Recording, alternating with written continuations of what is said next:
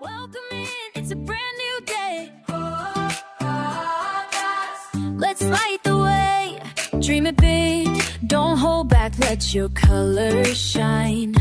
Every step you take, you're rewriting your own line. Turn the page, make a change, let your heart believe. The life you want is closer than you think. Just breathe on the bright path. We're dancing in the sun, manifesting dreams. Yeah, we're getting things done. Every episode is Hey bestie! Welcome back to a fresh new episode of The Bright Path. I'm Kimberly, your mindset hype woman, and the one who's about to snatch your focus back from the gutter. Today, we are diving into a topic that is literally the secret sauce of the universe, but hardly anyone talks about it correctly. We're talking about the law of attention. Now, listen to me closely. Attention is the only currency the universe accepts. You think you're paying with your hard work or your good vibes? No, you are paying with your focus. If you are constantly looking at your bank account and feeling that ugh in your chest, you are literally investing in being broke. You are buying more poverty. I know that sounds harsh, but we're here for the truth today. The law of attention states that whatever you give your focus to, you are giving life to. Period. End of story. Most people are manifesting accidents because they have the attention span of a goldfish in a blender. They want the dream house, but they spend 80% of their day scrolling through struggle bus TikToks or complaining about their boss. Bestie, you can't plant roses while you're staring at weeds and expect a garden to appear. Let's break down the first 3 attention leaks that are keeping you stuck. Number 1, you are a reaction junkie. This is the biggest one. Something happens in your 3D reality. A bill comes, an SP doesn't text, a no from a job, and you immediately give it 100% of your attention. You react, you spiral, you call your mom. By doing that, you just hit renew on that experience. A master of attention sees the bill and goes, interesting, and then immediately turns their focus back to their abundance. If you react, you're trapped. If you observe, you're free. Number 2, you are broadcasting instead of narrowcasting. Your attention is like a laser beam, but most of you are using it like a broken flashlight. You're trying to focus on being happy, getting the guy, making money, and losing weight all at once.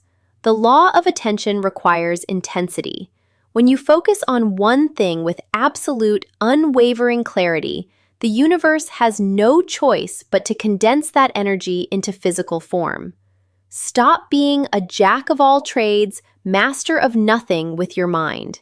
Number 3, the invisible gorilla effect.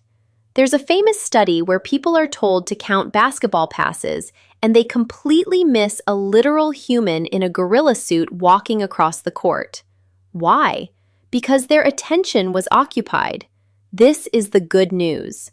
When you train your attention to only see evidence of your success, your brain literally filters out the obstacles. They don't just go away, they become invisible to your reality. You literally walk past the no and straight into the yes because you weren't even looking for the no. Think of your attention as a spotlight in a dark room. Whatever the light hits is the only thing that exists for you. If you keep shining the light on your problems, that's your whole world. Turn the light around, bestie.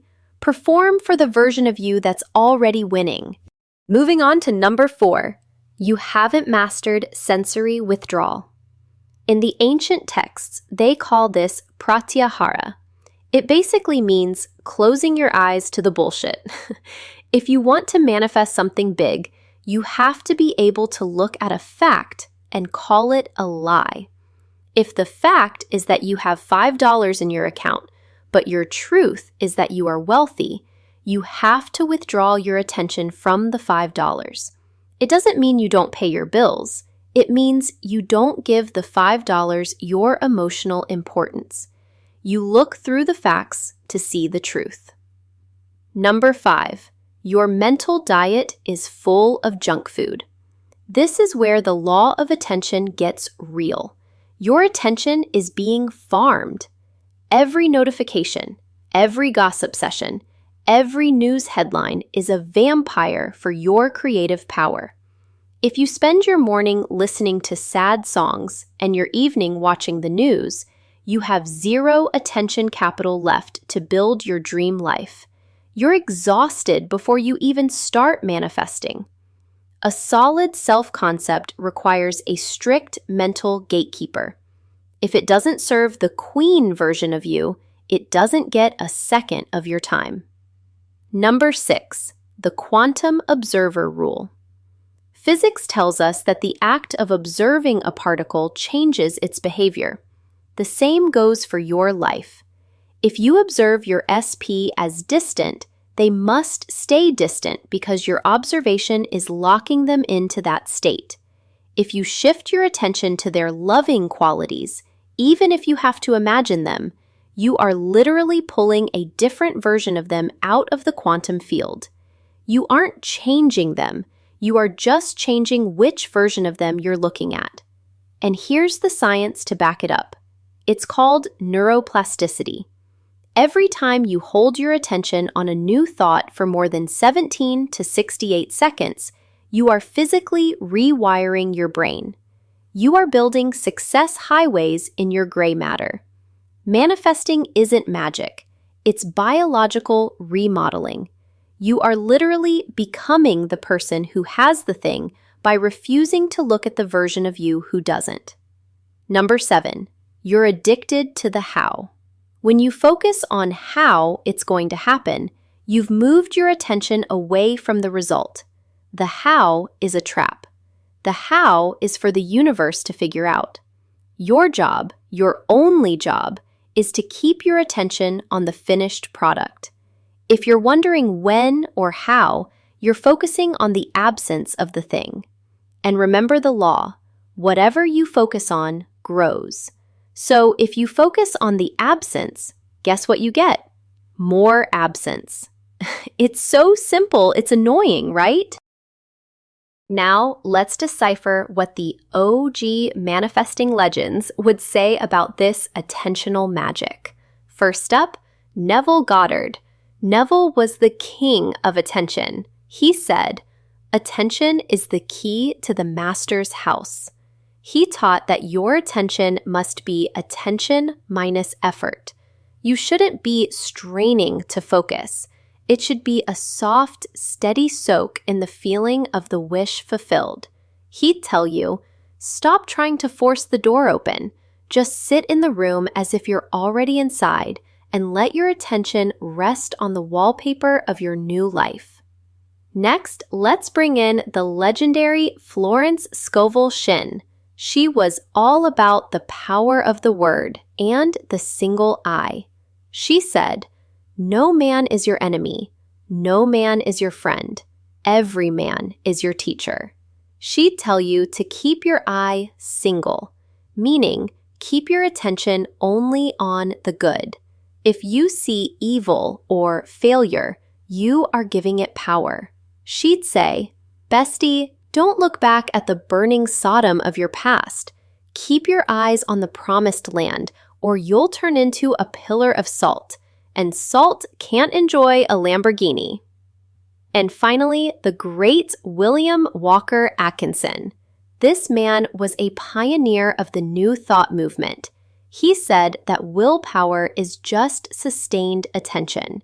He'd tell you that most people fail not because they lack power, but because they lack concentration. He'd say, treat your mind like a magnifying glass. If you move the glass around, you'll never start a fire. But if you hold it perfectly still on one spot, the sun's energy will ignite it in seconds. Hold your focus. So, how do we wrap this up? How do you master the law of attention starting today? Step 1, the attention audit. For the next 24 hours, I want you to set a timer on your phone for every hour. When it goes off, ask yourself, What am I investing in right now? If it's worry, pull it back. If it's what ifs, pull it back. Step 2, starve the beast. If there's a situation you don't like, ignore it. I don't mean pretend it's not there. I mean deny it your creative energy. Don't talk about it. Don't vent about it. Don't Google it. Give it the cold shoulder of the soul. Without your attention, that reality will literally starve to death and fall out of your life. I promise you it works. I have legit manifested awful, toxic people and situations right out of my life. I just simply kept reminding myself, I don't participate in that, and I meant it. Step 3, feed the dream. Every night before you fall asleep, give 5 minutes of undivided attention to your desired end. Not planning it, just being in it. Feel the texture of the steering wheel. Hear the voice of your SP. Smell the expensive perfume. That is the only work you ever need to do. Before I go, remember this. The world is a buffet of experiences, but you only get to eat what you look at. Stop looking at the scraps and start staring at the feast. Repeat after me. I am the master of my focus. My attention is my power.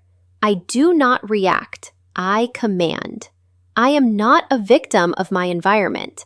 I am the architect of my awareness. All right, bestie, go out there and be blind to the no's and obsessed with the yeses. You are the prize, you are the source, and your focus is your scepter. I'll see you on the bright path. So hit play, come along, let's make it real. The Bright Path Podcast, where you dream and feel. Shine on.